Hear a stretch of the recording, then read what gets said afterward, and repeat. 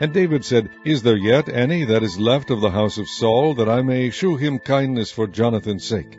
And there was of the house of Saul a servant whose name was Ziba.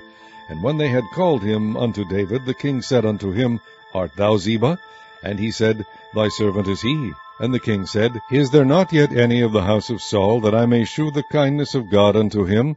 And Ziba said unto the king, Jonathan hath yet a son, which is lame on his feet. And the king said unto him, Where is he?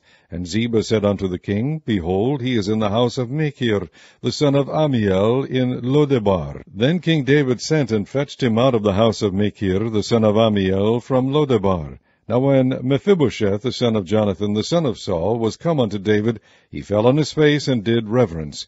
And David said, Mephibosheth. And he answered, Behold, thy servant. And David said unto him, Fear not, for I will surely shew thee kindness for Jonathan thy father's sake, and will restore thee all the land of Saul thy father, and thou shalt eat bread at my table continually. And he bowed himself and said, What is thy servant, that thou shouldest look upon such a dead dog as I am?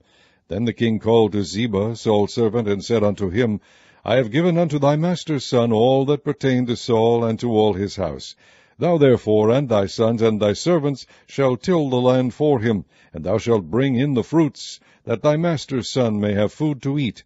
But Mephibosheth, thy master's son, shall eat bread alway at my table.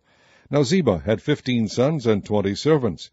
Then said Ziba unto the king, According to all that my lord the king hath commanded his servant, so shall thy servant do. As for Mephibosheth, said the king, he shall eat at my table as one of the king's sons. And Mephibosheth had a young son, whose name was Micah.